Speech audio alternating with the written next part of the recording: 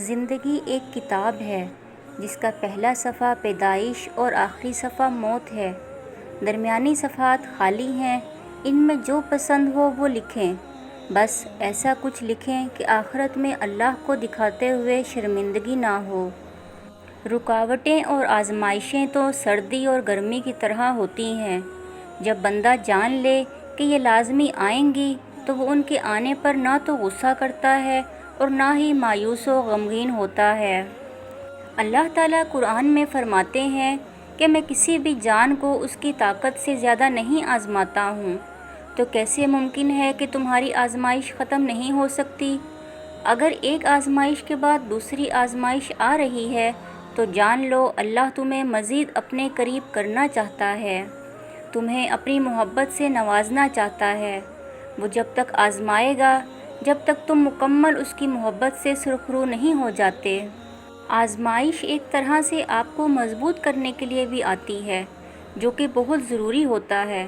اللہ جانتا ہے کہ بہت کمزور ہو آپ، اس لیے انہی چیزوں کے ذریعے آزماتا ہے جو آپ کی من پسند ہوتی ہیں، اور یقین کرو اسی آزمائش سے آپ اتنے مضبوط ہو جاتے ہو کہ کوئی آپ کو کچھ بھی بول دے آپ کو فرق نہیں پڑتا، کیونکہ آپ خود بھی مضبوط ہو جاتے ہو اور اللہ سے آپ کا رشتہ بھی مضبوط ہو جاتا ہے۔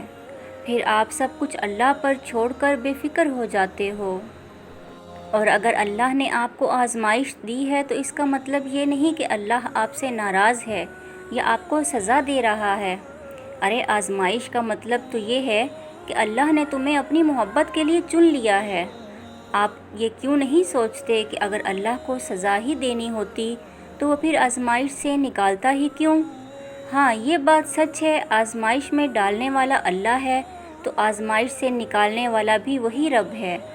آزمائش بظاہر تو ایک لفظ ہے، لیکن دراصل یہ رب سے جڑ جانے کا ذریعہ ہے۔ نہ جانے اس وقت کن کن لوگوں پر اللہ کی آزمائش ہو، لیکن یقین کرو ایک بار آزمائش سے ہارنے کے بجائے اٹھنا سیکھو، خود کو مضبوط کر کے سب کچھ اللہ پر چھوڑ کر دیکھو، حقیقت کو تسلیم کر کے اللہ کے کن پر یقین رکھ کر توکل کر کے تو دیکھو، پھر دیکھنا کیسے روح کے اندر تک سکون ہی سکون بھر جائے گا۔ جان لو آزمائشیں وقتی ہوتی ہیں، جتنی جلدی آزمائش سے مایوس ہونے کی بجائے رب سے لو لگا لی، اتنی جلدی آزمائش سے دستبردار بھی ہو جاؤ گے۔ ایک بات ہمیشہ یاد رکھو، ہزاروں مسائل کا ایک حل ہے اور وہ ہے توکل۔ جہاں توکل ہو نا وہاں شکوے نہیں ہوتے، اور جہاں توکل ہو وہاں دل کبھی بے سکون نہیں ہوتا۔ اگر پھر بھی لگتا ہے کہ ہمت باقی نہیں، اب تو جان لو وقت آزمائش ختم ہونے کو ہے۔ دلوں کے حال اللہ بہتر جانتا ہے، اور تقدیروں کے کھیل بھی اسی کے ہاتھ میں ہیں، تو پھر کیوں مطمئن نہیں؟ کیوں سوچوں میں گھرے ہوئے ہو؟ کیوں اس کی بادشاہت پر یقین نہیں؟ کیوں اس کے فیصلوں پر راضی نہیں؟ جب اللہ جانتا ہے کس وقت کیا بہتر ہے، پھر دل میں وسوسوں کا سوال ہی پیدا نہیں ہونا چاہیے۔ اگر پھر بھی سوچوں میں ڈوبے ہوئے ہو، دل بے چین ہے، تو سمجھ جاؤ تم دل سے راضی نہیں اس کے فیصلوں پر۔ صرف زبان سے کہہ دینا توکل نہیں ہوتا، بلکہ زبان کے اقرار سے پہلے دل سے راضی ہونا توکل ہوتا ہے۔ ہم پر یہ لازم نہیں کہ ہم دوسروں کو خود سے خوش کریں یا اس بات کی فکر کریں کہ لوگ راضی ہیں یا نہیں، یا فلاں کو پسند ہے یا نہیں، فلاں کو مجھ سے محبت ہے یا نہیں۔